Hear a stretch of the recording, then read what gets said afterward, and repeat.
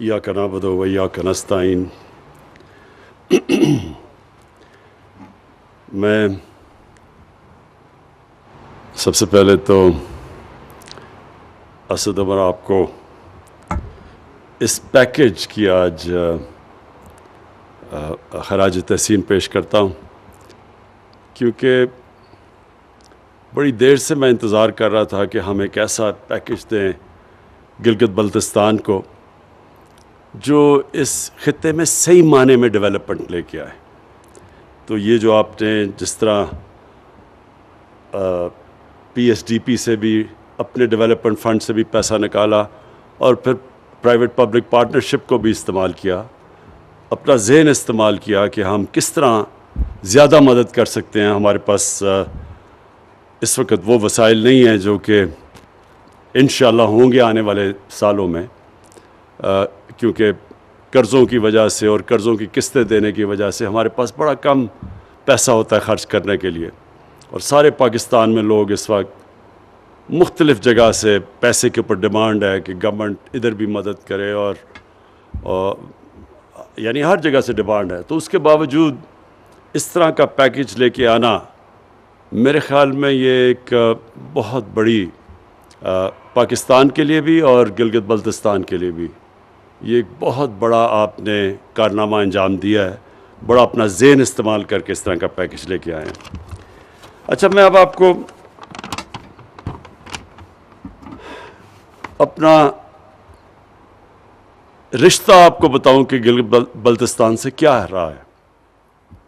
मैं जब 15 साल का था तो पहली दफ़ा मैं अपने स्कूल के साथ ये सारे इलाके में आया, गिलगित आया। और फिर उन दिनों में तो सड़कें ऐसी थी, मुझे जो सबसे अभी भी चीज़ याद है कि वो कभी मुझे ज़िंदगी में इतना खौफ नहीं आया जो वो छोटी सी जीप एक सड़क के ऊपर चल रही होती थी। अभी काराकोरम हाईवे नहीं बना था, बनना शुरू हुआ था, लेकिन जो सड़कें थी, यानी कभी मैं तो दाद दूंगा वो जो ड्राइवर चलाते थे जीपों वाले उन सड़कों के ऊपर के वो सिर्फ वही चला सकते थे। कोई और कहीं से दुनिया में ड्राइवर आके इन सड़कों पे गाड़ी नहीं चला सकता था। और वो फिर ये भी था कि मुझे याद है हम जीप में जब जा रहे होते थे तो हर थोड़े 1, 2, 3 मीलों के बाद नीचे हज़ारों फुट नीचे एक टूटी हुई जीप गिरी हुई होती थी, यानी ऊपर से जीप नीचे गिरी होती थी। तो वो और खौफ आ जाता था कि फिर अल्लाह याद आ जाता था कि अल्लाह सही तरह वापस भी ले जाएं। तो और फिर मुझे ये भी याद है कि हम जब ट्रैक करते थे तो जब किसी गांव के पास आते थे, बल्कि हुंजा भी, करीमाबाद भी छोटा सा शहर था, तो मुझे याद है वहाँ लोग फल लेके बाहर खड़े होते थे, हमारा इस्तकबाल कर रहे होते थे, क्योंकि यहाँ कोई आता ही नहीं था। ये इलाका बिल्कुल कट ऑफ था दुनिया से।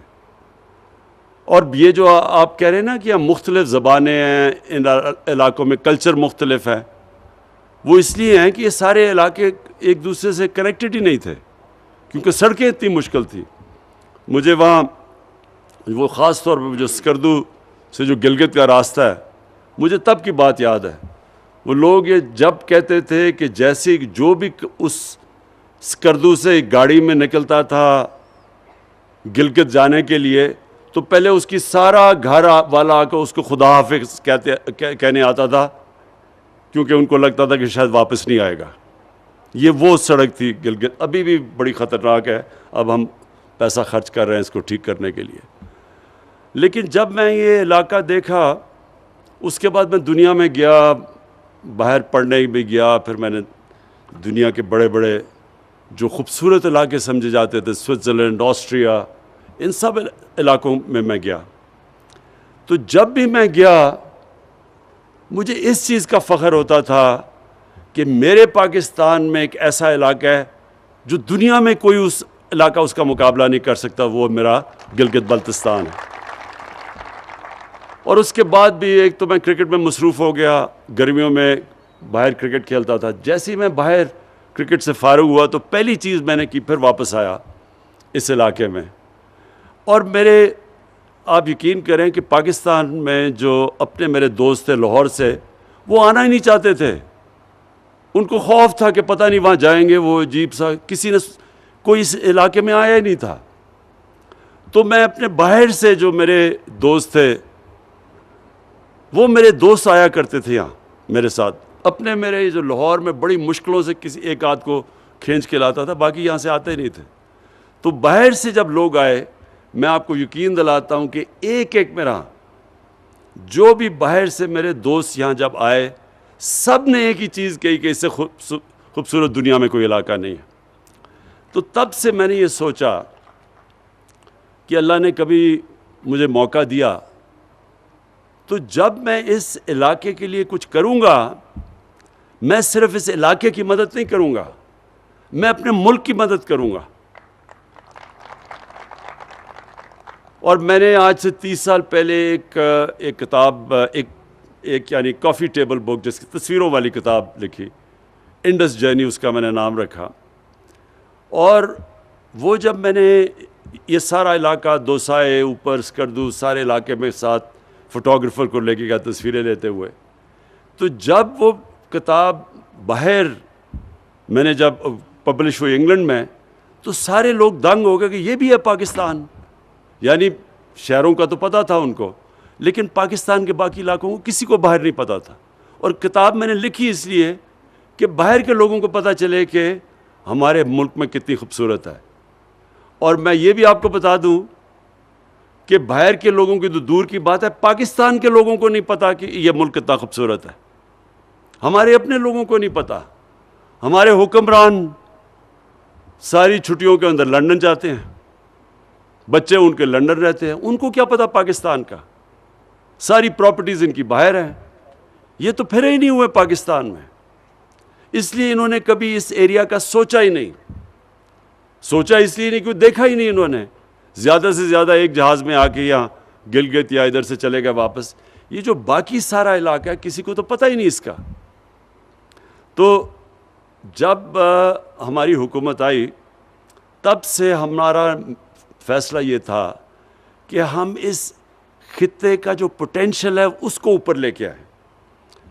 باقی ساری چیزیں ایک طرف، ہاں انڈسٹریل زون بھی ہونی چاہیے، لیکن انڈسٹریل زون بھی صرف ایک ایسی فوڈ پروسیسنگ انڈسٹری کی ہونی چاہیے. کیونکہ آپ کی جو قربانی ہے یہاں، یہ بھی میں آپ کو بتا دوں، دنیا میں میں نے کبھی اس طرح کی قربانی ٹیسٹ نہیں کی جو یہ اس علاقے میں ہے. سارے نگر ہنزا ایسی کتنی کہیں دنیا میں نہیں ایسی، لیکن وہ لاسٹ نہیں کرتی. آپ اس کو لے جا نہیں سکتے باہر، وہ بڑی جلدی خراب ہو جاتی ہے. تو جو فوڈ پروسیسنگ ہے اس کی بہت بڑی گنجائش ہے. تو اس طرح کی انڈسٹری تو لگ سکتی ہے، لیکن اصل آپ کا پوٹینشل ٹورزم کا ہے. اور ابھی چیف منسٹر صاحب نے مجھے پریزنٹیشن دی سوئٹزرلینڈ کا اور گلگت بلتستان کا موازنہ کیا ہوا ہے. یہ دگنا علاقہ ہے سوئٹزرلینڈ سے، زمین میں یہ دگنا علاقہ ہے، یہ صرف جو گلگت بلتستان ہے.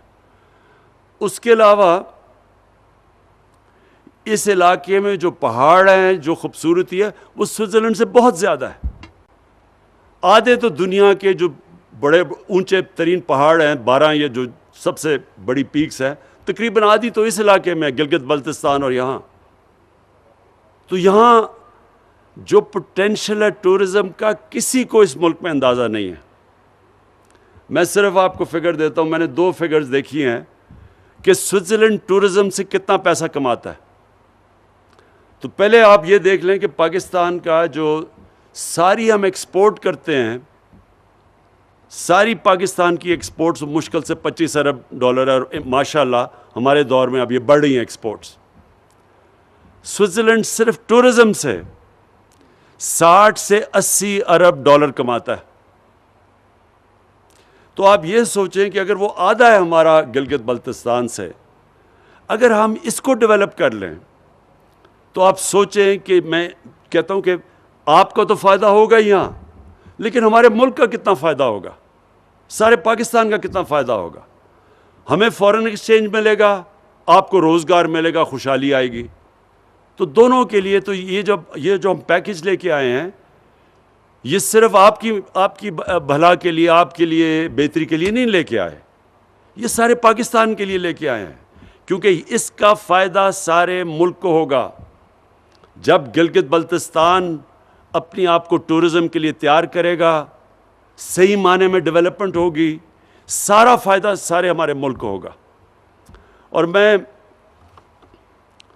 آج ایک داد دینا چاہتا ہوں، میرے سے بڑے بڑے غلط فیصلے بھی ہو جاتے ہیں، میں ٹکٹس دینے میں بھی، میں جب دیکھتا ہوں ماضی میں تو میں سمجھتا ہوں میں نے بڑی بڑی غلطیاں کی پارٹی کے ٹکٹس دیتے ہوئے۔ کئی جگہ میں اب سوچتا ہوں کہ اگر مجھے پہلے موقع ہوتا تو میں اس طرح نہیں، اس کو وزیر بنا دیتا، اس کو نہ کرتا، یہ میں سوچتا رہتا ہوں سارا وقت۔ لیکن مجھے جو آج بڑی خوشی ہے کہ اس ایک فیصلہ جو کیا، جو میں اللہ کا شکر کرتا ہوں کہ میں نے صحیح فیصلہ کیا، وہ خالد کو آپ کا وزیر اعلیٰ بنانے کا۔ اس کی وجہ کیا ہے؟ دیکھیں، ایک انسان، ہمارے بدقسمتی سے ہمارے جو لوگ، جو انسان ہمارے پولیٹکس میں آتے ہیں، وہ 3 طرح کے لوگ ہوتے ہیں۔ ایک وہ لوگ ہوتے ہیں جو کہ پولیٹکس میں صرف اور صرف اپنی ذات کو فائدہ پہنچانے کے لیے آتے ہیں۔ اور ان کے اندر بھی 2 کیٹیگریز ہوتی ہیں۔ ایک اپنی ذات کو فائدہ پہنچانے کے لیے آتے ہیں، لیکن کوئی غیر قانونی چیز کر کے نہیں، بس اپنی پوزیشن کا فائدہ اٹھانے کے لیے۔ حالانکہ اگر میں اقتدار سے اپنی ذات کو فائدہ پہنچاؤں تو اس کو کرپشن کہتے ہیں۔ کرپشن کی ڈیفینیشن یہ ہے کہ میں اپنے اقتدار کو استعمال کروں اپنی ذات کو فائدہ پہنچانے کے لیے۔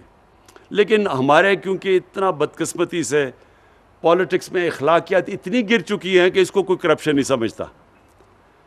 اور اس کے دوسری جو لوگ ہیں وہ ہیں جو یہاں سے پیسہ چوری کر کے ملک سے باہر لے کے جاتے ہیں۔ یہ اس ملک کے سب سے بڑے غدار اور سب سے بڑے مجرم ہیں۔ 2 طرح نقصان پہنچاتے ہیں۔ ایک، وہ پیسہ چوری کر لیتے ہیں جو ہمارے ملک میں خرچ ہونا چاہیے۔ دوسرا، جب وہ ملک سے باہر لے کے جاتے ہیں تو ہمیں دوسرا نقصان پہنچاتے ہیں، کیونکہ ڈالر لے کے باہر پہنچاتے ہیں۔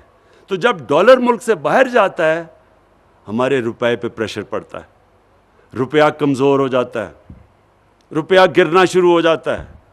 اور جب روپیہ گرتا ہے تو ساری چیزیں مہنگی ہو جاتی ہیں، ملک میں غربت آ جاتی ہے۔ تو ایک تو یہ ہے کہ اور ساری دنیا میں اس طرح کے جو پولیٹکس میں آتے ہیں نا، اور نام لیتے ہیں عوام کا، اور اقتدار میں آ کے اپنا پیٹ پالنا شروع کر دیتے ہیں، ان کو ساری دنیا میں برا بھلا سمجھا جاتا ہے، ایسے پولیٹیشنز کو۔ دوسری کیٹیگری، اور اس میں کافی لوگ فٹ ان ہو جاتے ہیں، اور وہ ایسے ہوتے ہیں کہ وہ اقتدار سے فائدہ بھی اٹھاتے ہیں، لیکن وہ کچھ لوگوں کے لیے بھی کام کر دیتے ہیں، لیکن کام وہ کرتے ہیں جس سے ووٹس مل جائیں، لیکن زیادہ تر اس کیٹیگری میں لوگ آ جاتے ہیں۔ اور پھر ایک خاص کیٹیگری ہے، جب اس کیٹیگری میں زیادہ لوگ آ جائیں وہ ملک اوپر آ جاتا ہے۔ وہ ہے جدھر سیاست ایک عبادت بن جاتی ہے۔ وہ سب سے بڑے دنیا کے لیڈر ہمارے نبی صلی اللہ علیہ وسلم نے، انہوں نے ہمیں ایک راستہ دکھایا کہ انہوں نے ان کی جو ریاست تھی، جو ان کا اقتدار تھا، وہ صرف اور صرف عوام کی بہتری کے لیے تھا۔ اپنی ذات انہوں نے بالکل بیچ میں سے نکال دی۔ تو جو بھی جیسے پہلے تو بہت ہی غریب تھے، امہ مدینہ کی ریاست میں بڑا برا حال تھا، لیکن جیسے جیسے پیسہ آیا وہ سارا پیسہ انہوں نے لوگوں کے اوپر خرچ کیا، نچلے طبقے کو اوپر اٹھانے کے لیے خرچ کیا، کمزوروں کے لیے، معذوروں کے لیے، بیواؤں کے لیے، یتیموں کے لیے۔ دنیا کی تاریخ کی پہلی فلاحی ریاست بنا دی، اور اپنے لیے کوئی محل نہیں بنائے، اسی مسجد نبوی میں جس دن پہلے دن مدینہ آئے تھے اسی میں رہے، سادگی میں زندگی گزاری۔ آج تک ہم ان کے لیے جان دینے کے لیے تیار ہیں، آج تک ہم ان سے اتنی عشق کرتے ہیں، ہمارے دلوں میں وہ بستے ہیں۔ ساری زندگی آنے والی دنیا کے لیے انہوں نے بتا دیا کہ اصل میں اقتدار جب آپ کو ملتا ہے تو کتنی بڑی ذمہ داری ہے آپ کی. اور ہر آدمی, جس طرح جب حضرت عمر خلیفہ بنے تو انہوں نے کہا کہ اگر ایک کتا بھی میری ریاست میں بھوکا مرتا تو میں ذمہ دار ہوں. مطلب یہ کہ جو غربت ہے, جو لوگ تکلیف میں ہیں, یہ بہت بڑی ذمہ داری ہوتی ہے اقتدار میں آنے والے لیڈر کے لیے. تو مجھے جو چیز پسند آئی خالد کے اندر, میں نے اس کے اندر جنون دیکھا ہے کہ یہ سارا وقت سوچ رہا ہوتا ہے کہ کیسے اپنے علاقے کے لوگوں کی یہ مدد کرے, کیسے اپنے علاقے کو بہتر کرے. اس لیے ہم جب ہمارے پاس یہ پروپوزل لے کے آتا ہے تو ہم پھر پوری اس کی مدد کرتے ہیں, کیونکہ ہمیں پتہ ہے یہ اپنے لوگوں کا سوچ رہا ہے. ہم اس کو کیسے پیسہ دیں جو ہمیں پتہ ہے کہ اس نے آدھے کمیشنز کھا لینی ہے یا باہر پیسہ بھیج دینا ہے. تو جب ہمیں یہ پتہ چلے کہ ایک ایسا لیڈر ہے اور اس کی کابینہ ایسی ہے جو اپنے لوگوں کا سوچ رہی ہے, تو یقین کریں کہ یہ تو ہم نے شروعات ہی کی ہے نا 370 ارب کی. 5 سالوں میں جو 370 ارب اس علاقے میں کبھی اتنا پیسہ نہیں خرچ ہوا پہلے. لیکن یہ ہم آپ کے لیے آپ کی مزید اور مدد کرتے رہیں گے. جیسے آپ چاہیں گے ہم آپ کی اور مدد کریں گے. میں آج آپ کے سامنے پیشن گوئی کرتا ہوں. خالد, آپ صحیح طرح ٹورزم کو سنبھال لیں. اگر آپ نے یہ ٹورزم کو صحیح طرح سنبھال لیا, آپ یقین کریں کہ آپ سینٹر سے پیسہ نہیں لیں گے, ہم آپ سے پیسہ مانگا کریں گے کہ جی ہمیں بھی پیسہ دو تھوڑا سا. یہ آپ ادھر بیٹھے ہوئے ہیں, آپ کو پتہ ہی نہیں ہے کہ آپ اللہ نے آپ کو کس نعمت سے نوازا ہوا ہے, ہمیں بھی, پاکستانیوں کو بھی. لیکن آپ جس خطے میں بیٹھے ہوئے ہیں, دیکھیں یہ وہ علاقہ ہے جدھر سردیوں اور گرمیوں میں دونوں ٹورزم ہوگی. آہستہ آہستہ لوگوں کو سمجھ آ رہی ہے اسکیئنگ. ٹورزم میں جو سوئٹزرلینڈ پیسہ بناتا ہے وہ زیادہ پیسہ اسکیئنگ سے بنواتا ہے. ان کا پیسہ گرمیوں میں, جس طرح ہمارے لوگ تو گرمی سے بچنے کے لیے آتے ہیں, وہ اس کا کم پیسہ ادھر سے بنتا ہے. زیادہ پیسہ بنتا ہے جب وہ اسکیئنگ کے لیے جب لوگ آتے ہیں تو ان کے لیے جو وہ سروسز پرووائڈ کرتے ہیں, جو ہوٹلز بناتے ہیں, ادھر لوگ پیسہ خرچ کرتے ہیں. اس سے سب سے زیادہ فائدہ سوئٹزرلینڈ کو ہوتا ہے. تو آپ تو گلگت بلتستان میں ادھر بیٹھے ہوئے ہیں جدھر گرمیوں میں تو ویسے ہی سارے پاکستان نے یہاں پہنچ جانا ہے. وہ گرمی میں نیچے لوگ تو یعنی دعا کر رہے ہوتے ہیں کسی طرح یہ ٹھنڈے علاقوں میں آئے. تو پہلے تو آپ کو وہی فائدہ ہے, باہر سے ٹورزم آئے یا نہ آئے, پاکستان نے تو پہنچ ہی جانا ہے یہاں, جیسے جیسے آپ کی کنیکٹیوٹی بڑھتی رہے گی.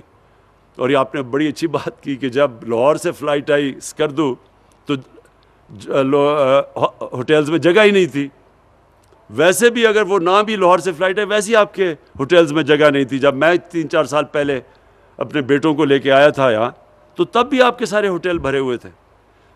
سب سے بڑا پوٹینشیل یہ ہے جو ہم مدد آپ کی کریں گے, انشاءاللہ آپ کو جو قرضے دلوائیں گے, آپ نے اپنی یہ جو ٹورزم انڈسٹری کے لیے بڑی پلان طریقے سے کام کرنا ہے. بیکاز یہ بھی بات سن لیں کہ اگر آپ نے یہ صحیح طرح نہ کیا تو ٹورزم نہیں آئے گی. یعنی اگر آپ نے اپنے علاقے خراب کر دیے, صحیح آپ نے ٹاؤن پلاننگ نہ کی, گندگی پڑی ہوئی, آپ نے اگر اپنے یہ پہاڑ, اپنے جو درخت, جو جنگلات, ان کو نہ آپ نے ان کی دیکھ بھال نہ کی, اگر آپ نے جس کو ایکو ٹورزم کہتے ہیں کہ جو ٹورزم جو انوائرمنٹ کے ساتھ چلتی ہے, جس طرح اب سوئٹزرلینڈ کے اندر فرق کیا ہے, سارے ہی سوئٹزرلینڈ کے اندر قانون ایسے بنے ہوئے ہیں کہ ادھر یہ ہیں اسکیئنگ سلوپس, صرف اسکیئنگ ہو سکتی ہے یہاں. یہ ہے جدھر صرف ان کی گائے چر سکتی ہے, اس کے باہر نہیں وہ جا سکتی. یہ ہے جو جنگل جن کو کوئی ہاتھ نہیں لگا سکتا. اس علاقے میں آپ کے گھر بنیں گے اور گھر بھی اس طرح کے بنیں گے. اور پھر سارا جو ان کی جو میونسپل لوکیلٹیز ہیں وہ پھر ایک ایک چیز دیکھتی ہے کہ کوئی گندگی تو نہیں ڈال رہا کوئی, کیونکہ وہ پھر مشترکہ سب کا فائدہ ہو جاتا ہے کہ اگر وہ ٹورزم کے لیے جگہ اچھی ہو تو ساروں کا فائدہ ہے. تو اس لیے پھر ساری کمیونٹی مل کے وہ جگہوں کو صاف رکھتی ہے. اور آپ کی خوش قسمتی یہ دوسری یہ ہے کہ یہاں کیونکہ یہ علاقے کٹ آف تھے، جو میں آپ کو بتا رہا ہوں کہ جب میں یہاں آیا تھا تو یہاں سے گلگت جانا اس طرح لگتا تھا کسی دوسرے ملک میں جانا. اسکردو تو بھول ہی جاؤ نا، گلگت سے اسکردو جانا، وہ تو دنوں پہ پہنچ. تو یہ کٹ آف تھا سارا. اس کی وجہ سے جو یہاں کی آپ کی کمیونٹی سسٹم ہے، جس طرح لوگ آپس میں رہتے ہیں، یہ کہیں اور پاکستان میں اس طرح نہیں رہتے جس طرح یہاں علاقوں کے اندر آپس میں ایک دوسرے کی مدد کرتے ہیں. یہاں یا میں اسکردو کے اندر تھا تو میں وہ گاؤں میں پھر رہا تھا، میں ان کے تھانے میں گیا، میں نے کہا مجھے بتاؤ یہاں قتل کتنے ہوئے ہیں ابھی تک؟ انہوں نے کہا ساری تاریخ میں نہیں قتل ہوا اس تھانے میں. آپ سوچیں کہ اگر ہم پختونخوا جا کے کسی تھانے میں دیکھیں تو وہاں کیا فرق نظر آئے گا. انہوں نے کہا ساری تاریخ کے اندر اس تھانے میں قتل ہی نہیں ہوا کبھی. اور پھر کوئی سیکٹیرین وہ انہوں نے اس کے علاوہ کوئی وہ مسائل ہی نہیں. تو کمیونٹی مل کے اپنے مسئلے حل کرتی ہے. اس لیے آپ کے لیے بڑا آسان ہوگا بائی لاز کے اوپر عمل کروانا، صفائی رکھنا. ٹورزم کے لیے آپ اپنے گاؤں کو اور اپنے جو علاقے ہیں ان کو بچا کے رکھ سکتے ہیں آپ، کیونکہ آپ کے پاس وہ کمیونٹی ہے. اور انشاءاللہ آپ کے جو لوکل گورنمنٹ الیکشن ہوں گے اس سے آپ ایک صحیح معنی میں ایک سسٹم بنا سکتے ہیں جو کہ اس سارے علاقے کو بچا سکتا ہے. اور ہم یہ جو پروجیکٹس ہیں، میں صرف آپ کے لیے یہ اناؤنس ضرور کرنا چاہتا ہوں. 370 ارب کا 5 سال میں پیکیج ہے. ہائیڈل پاور جنریشن اور لوکل ڈسٹریبیوشن نیٹ ورک، اس کے لیے ابھی اسد عمر نے اناؤنس کیے سارے فنڈز. ٹورزم کے ساتھ کنیکٹیوٹی، جو کنیکٹیوٹی ہے وہ بڑا امپورٹنٹ ہے. اس میں جو ہم کوشش کر رہے ہیں اب آپ کے لیے آسان کرنے کے لیے، وہ جو بابو سر کی وہ جو ٹنل ہے جس سے سارا ایک اور مل جائے گا، یعنی اگر لینڈ سلائڈ بھی آتی ہے تو آپ کے پاس آلٹرنیٹیو روٹ ہوگی. پھر یوتھ سکلز اور اسکالرشپس، یہ بڑا ضروری ہے اپنے نوجوانوں کے اوپر انویسٹ کرنا، ویلیو ایڈ کرنا. اور ہیلتھ، سارا جو آپ کا ہیلتھ سسٹم ہے اس کی سب سے زیادہ ضرورت ہے کہ اس کی اپ گریڈیشن کرنی. اور یہ جو ہیلتھ کارڈ انشاءاللہ آپ کے سارے شہریوں کے پاس جب آ جائے گا، یہ یاد رکھیں یہ ہیلتھ کارڈ ہیلتھ انشورنس نہیں ہے، یہ ایک ہیلتھ سسٹم ہے. اس کی وجہ سے پرائیویٹ سیکٹر کے لوگ آپ کے علاقے میں آ کے ہاسپٹلز بنائیں گے اب، کیونکہ ان کو پتہ ہوگا کہ لوگوں کے پاس ہیلتھ انشورنس ہے اور اس کے ذریعے وہ اپنا علاج کروا سکتے ہیں. تو اس لیے یہ آپ کے لیے بہت بڑا ہیلتھ سسٹم کا اپ گریڈ ہے. پھر واٹر اور سینیٹیشن، جو اسکردو کی بات کی کہ وہاں خاص طور پہ سیوریج سسٹم کی بڑی ضرورت ہے، کیونکہ وہ اتنی آپ کے یہ گلگت اور وہ اسکردو اتنی تیزی سے پھیل گئے ہیں کہ وہاں سیوریج سسٹم کی ضرورت ہے. نہیں تو وہ سارا پانی جائے گا دریاؤں میں جو نیچے تک جاتا ہے. اور پھر اسمال اور میڈیم انڈسٹری، دیکھیں جب آپ انڈسٹریلائزیشن کی بات کرتے ہیں نا کہ سی پیک پہ انڈسٹریلائزیشن ہو، انڈسٹریلائزیشن بھی وہ بڑی یعنی وہ وسیع ایک چیز ہے انڈسٹریلائزیشن. اس کے اندر اسمال اور میڈیم انڈسٹری جو ہے وہ یہاں کامیاب ہوگی، جس کے اندر میں نے آپ کو کہا کہ یہ جو آپ کی فوڈ پروسیسنگ ہے اور اس طرح کی، تو انشاءاللہ وہ بھی اس میں بھی پوری مدد کریں گے. اور پھر جو آپ کا انفراسٹرکچر ہے اس کی ایکسپینشن، آپ کے ایئرپورٹس کو بڑا کریں تاکہ بالکل ٹھیک آپ کہہ رہے ہیں یہاں ڈائریکٹ اب اسکردو میں انٹرنیشنل فلائٹس آیا کریں گی. کوشش کرتے ہیں، مجھے گلگت میں کافی مشکل لگ رہا ہے لیکن ہم کوشش کریں گے کیسے آپ کی مدد کر سکتے ہیں کہ یہاں بھی فلائٹس ڈائریکٹ آ سکے. ابھی تک تو صرف اسکردو جا سکتی ہیں. لیکن جو میں آخر میں بات کرنا چاہتا ہوں وہ یہ، دیکھیں میں جب بھی آیا، اور آپ کو 15 سال یا آج سے 55 سال پہلے میں یہاں آیا تھا، تو مجھے ایک چیز تب بھی یاد ہے کہ یہاں کے لوگوں کا ایک ان کے اندر ایک یہ تاثر تھا کہ ان سے ستیلی ماں کی ٹریٹمنٹ کرتا ہے پاکستان. یعنی ایسے تھا کہ یہ اپنے دھیان ہی نہیں رکھ سکتے لوگ، تو وہاں سے کوئی آفیسر جب تک آفیسر نہیں آتا، اور وہ پھر ایک قسم کا وائس رائے بنا ہوا ہوتا تھا. سارے لوگ سمجھتے تھے کہ جو بھی یعنی وہ جو بھی کہتا تھا وہ کرنا پڑتا تھا لوگوں کو. یعنی لوگ امپاورڈ نہیں تھے، لوگوں کے پاس اختیارات نہیں تھے. یہ مجھے تب سے یاد ہے کہ یہاں ضرور لوگ یہ کہتے تھے کہ جی یہاں بڑا ظلم ہوتا ہے، ہمیں وہاں سے بتایا جاتا ہے کہ ہم کیسے اپنے معاملات پہ کیسے ان کو چلائیں. یہ جو اور پھر جب سے اس کے بعد بھی میں 30 سال پہلے جب آنا شروع ہوا پھر سے، ہمیشہ مجھے یہ تھا کہ یہ ایک جو ہم اب تک جو سارا گلگت بلتستان کو سینٹر سے فیڈرل گورنمنٹ سے چلایا جا رہا ہے، یہ ایسے وہاں فیڈرل گورنمنٹ ایسے سمجھتی تھی کہ یہاں لوگوں کے اندر صلاحیت ہی نہیں اپنے آپ کو اپنے پیر پہ کھڑا ہونے کی، اپنے معاملے خود فیصلے کرنے کے لیے. اور اس سے بہت ہر قوم میں بڑا برا تاثر ہوتا ہے، جو لوگ بڑا برا فیل کرتے ہیں کہ وہ سمجھیں گے جی یہ ان میں صلاحیت ہی نہیں اپنے معاملات چلانے کے لیے.